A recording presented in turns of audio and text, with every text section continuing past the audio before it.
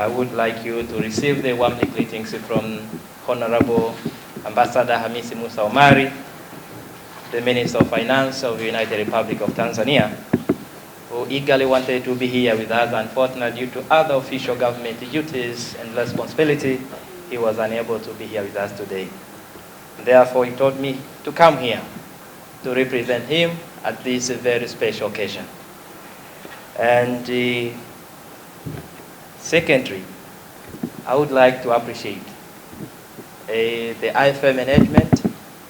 It has been said before, I am the alumni of the Institute of Finance Management. I was recruited at the IFM in 2012, and I graduated with my bachelor degree in accounting in 2015. And therefore, I would like to use this platform to thank the management, teachers, and all other past leaderships from the IFM management. I can see the familiar faces here, others were my teachers. I can see Dr. Engineer Kaya, Mula Mula, I can see there, Madam Mendoza and others. Therefore, on behalf of the other alumni of the Institute of Finance Management, I thank you very much for making us who we are today. Thank you very much. Yeah, as I've been introduced, my name is LAURENT LUSWETULA, the Member of Parliament as well as the Deputy Minister of Finance. And I'm here to represent the Minister of Finance. Therefore, after that short introduction, now I would like to recognize the presence of Professor Emmanuel Mjema, the Chairperson of the IFM Governing Council. Professor Henry Chalu, the IFM Acting Director, members of the IFM Governing Council, Deputy Governor, Economics, Financial Policies, members of the IFM Industrial Advisory Committee, staff of IFM, members of various academic institutions and the respective industries, the keynote speakers, distinguished guests, ladies and gentlemen, habarini za asubuhi. Kazi na utu. First of all, I would like to take this opportunity to thank the Almighty God for granting us good health, peace, stability in our country, and for enabling us to gather here today for this important occasion. I extend my sincere appreciation to the Chairperson of the IFM Governing Board, the management of the Institute of Finance Management, and all stakeholders for inviting me here to officiate the official launch of the Ph.D. in Management program. I commend the Institute for this significant milestone, which marks a new chapter of strengthening advanced economic training and research in our country. Distinguished guests, ladies and gentlemen, this event takes place at a pivotal moment in Tanzania's development trajectory. As we conclude the implementation of Vision 2025, our nation has embarked on a new ambition long-term roadmap, the Tanzania Development Vision 2015, dira ya maendeleo ya mwaka 2050, which sets out the broad aspiration to transform Tanzania into prosperous, just, inclusive, and self-reliant nation. The Tanzania Development Vision 2050 envisions a knowledge-based, industrialized, upper middle income economy with a projected of $1 trillion GDP and a per capita income approximately to $7,000 by 2050. Achieving this ambition requires a deliberate investment in human capital, research, innovation, and institutional capacity building, which makes today's launch both timely and strategic. Distinguished guests, ladies and gentlemen, at the regional level, Tanzania continues to play a central role in advancing economic integration through East African Community, Southern Africa Development Community, and the African Continental Free Trade Area. Our strategic geographical position and investment in infrastructure such as ports, railway, and energy position Tanzania as a regional trade and logistic hub, a key priority under Tanzania Development Vision of 2050.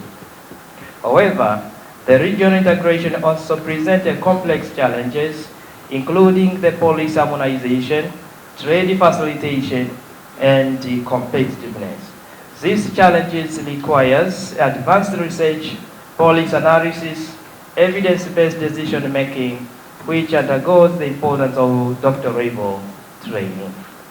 Distinguished guests, ladies and gentlemen, at the national level, Tanzania has recorded a significant achievement under the Vision 2025, such as a sustained gross domestic product growth averaging to 6.2% annually, an increase in GDP per capita from the US dollar 453 in 2000 to US dollar 1,277 in 2023. An improvement in life expectancy from 51 years to 68 years, and expansion in access to education, healthcare, and water service. However, despite these achievements, challenges remain, particularly inclusive growth, productivity, research capacity, and alignment between education and labor market needs. Moreover, the Tanzania Development Vision 2050 clearly identifies the research and development, science and technology, and the digital transformation as key drivers of the national transformation, with the target of increasing the investment in research and development to at least 1% of the GDP.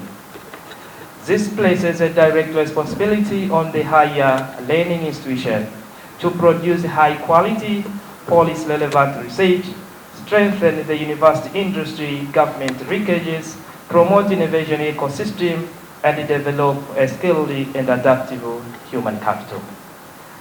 Therefore, the PhD program being launched today is not only an academic initiative, but also the national strategic investment aligned with the Tanzania Development Vision of 2050. Distinguished participants, at the institution level, the Institute of Finance and Management has continued to demonstrate its commitment to academic excellence and national service. The introduction of this PhD program reflects IFM's strategic vision to position itself as the center of excellence in research, innovation, and professional development. I am particularly pleased to note that this program seeks to bridge the gap between academia and industry. For many years, one of the key challenges in the higher education has been the disconnect between the research output and the practical application. Thus, I argue that the Institute adopted a project-based PhD training models which will set a commendable example of how academic research can be aligned with the national priorities, private sector needs, and social development. Distinguished participants, as the government, we recognize the critical role of the higher learning institution in driving the economic transformation. The Ministry of Finance remains committed to supporting such initiatives to enhance human capital development, strengthen research capacity, and promoting innovation. We therefore encourage academic institutions to continue developing programs that are responsive to the national and global needs. Distinguished participants, successful implementation of the PhD program requires a multi-stakeholders collaboration to bridge the academic research and practical application, secure funding, and ensure career relevance. A wide range of stakeholders must be engaged, including the academia, for this case, IFM, government institution, the private sector, and the development partner to support the capacity building and knowledge generation. To prospective PhD candidates, you are not merely pursuing academic qualification, but also being prepared to become the policy advisors, innovators, strategic thinkers, and leaders of transformation. Your research must contribute to solving the real challenges in the areas such as financial inclusion, investment and economic growth, public sector efficiency, digital transformation, as well as climate resilience. Distinguished participants, as I conclude, I would like to once again commend IFM for this remarkable achievements. This launch of PhD in Management program is not only the milestone for the Institute, but also a significant contribution to the country's higher education landscape and development agenda. Also, I wish to thank all the partners, stakeholders, and the participants who contributed to making events possible. It is now my honor and privilege to officially launch the PhD in Management program of the Institute of Finance Management.